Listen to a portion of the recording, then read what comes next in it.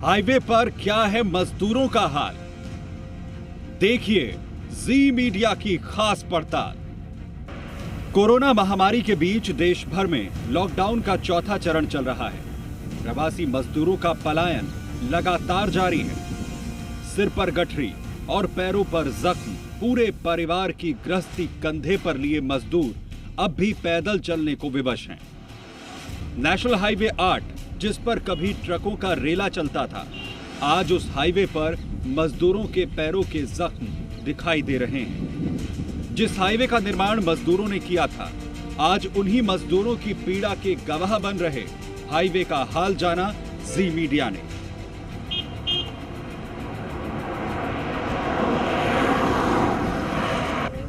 Lake city से pink city तक का नेशनल हाईवे 8 का सफर, यानी कि झीलों की नगरी उदयपुर से गुलाबी नगरी जयपुर तक का आज का हम आपको सफ़र कराएंगे नेशनल हाईवे 8 पर।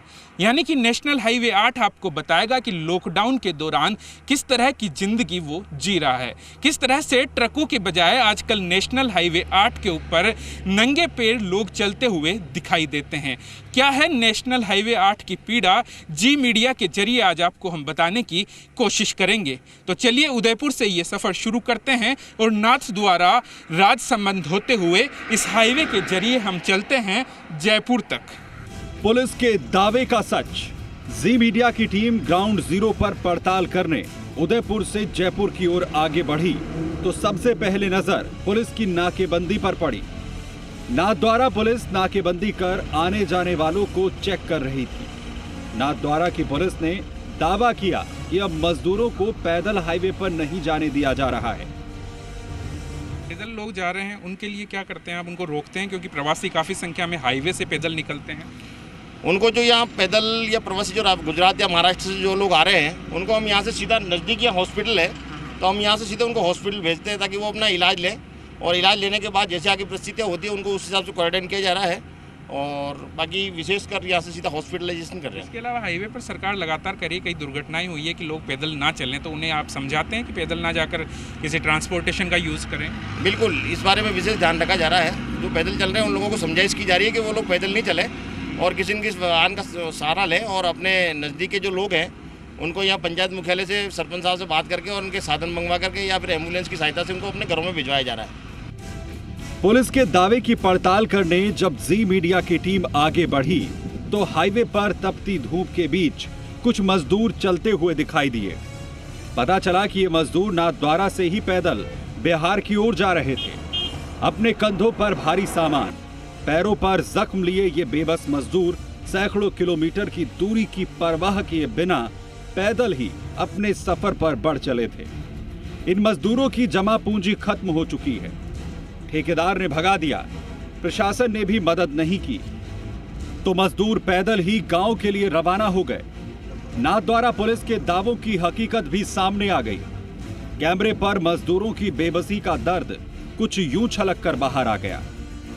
नेशनल हाईवे 8 का मैं सफ़र आपको दिखा रहा था कि नाथद्वारा से आगे अब मैं बढ़ा हूं, जहां कोरोना वॉरियर्स हमने आपको दिखाए थे।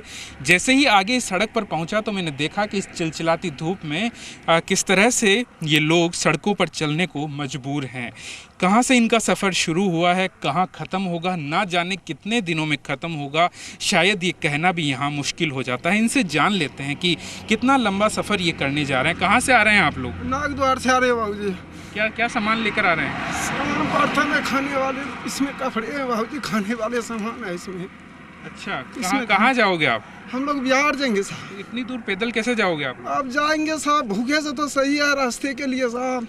नाथद्वारा से आप बड़ा लंबा सफर करके आ रहे हैं, क्या किस तरह का परेशानी हो रही है? परेशानी सर हम लोग को बहुत आया है सर, यहाँ से कोई सवारी नहीं मिला साहब हम लोग को, इसलिए करके हम लोग पैदल ही चल दिए साहब। आप भी बिहार तक पैदल जाएंगे? हाँ सर, बिहार ही जाएंगे तो क्या करेंगे, जहाँ कट नहीं जाएंगे बैग से आपके? हाँ, कब तो जो होगा देखा जाएगा, मजबूरी क्या करेंगे सर। अच्छा, इस चिलचिलाती धूप में कैसे चल पा रहे हैं? विश्राम नहीं कष्ट करते? करके ही चले जाएंगे। आपके जो जहाँ काम करते थे वो लोग सहायता नहीं कर रहे? नहीं किया तो इसलिए न जा रहे हैं सर, कुछ नहीं कर रहा था। जो भी खिलाया वो भी काट पैसा लिया। भी नहीं हम लोग को दिया, बोलता है पैसा पेमेंट नहीं हम लोग को किया तो हम तुमको कहाँ से हम पैसा देंगे अभी लॉकडाउन में। पैसा नहीं मिल रहा। और ये नेशनल हाईवे 8 का मैं हाल आपको बता रहा हूँ, जहाँ किस तरह से लोग चलते हुए नज़र आ रहे हैं। इनके अलावा लोग यहाँ पर विश्राम करने के लिए भी रुक जाते हैं। ऐसा ही नज़ारा यहाँ पर देखेंगे आपके लोग।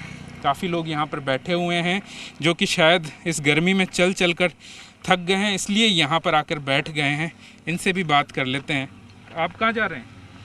जब लोग जोधपुर जयपुर जा रहा है, अभी वहीं से घर बिहार जाएंगे।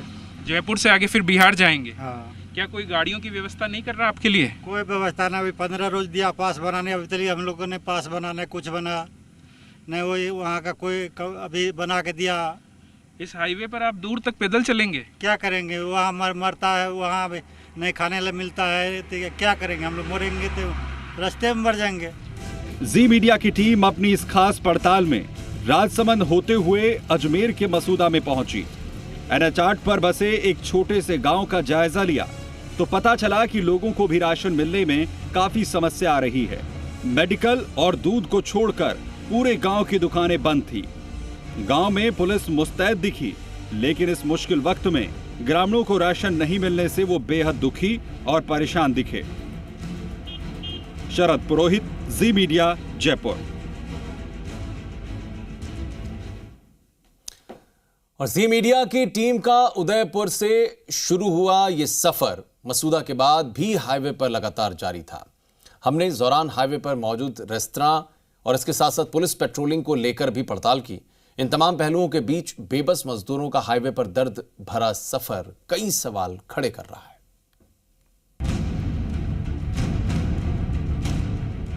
किशनगढ़ में हाईवे की पड़ताल। लॉकडाउन के बीच हाईवे पर जी मीडिया की टीम का सफर लगातार जारी था। मसूदा से आगे बढ़ने पर हाईवे पर ट्रकों का शोरगुल सुनाई दिया। छूट की वजह से निजी वाहन भी हाईवे पर दिखाई देने लगे थे। नेशनल हाईवे 8 पर जब टीम किशनगढ़ के पास पहुंची तो एक रेस्टोरेंट पर कुछ निजी बस और वाहन खड़े मिले।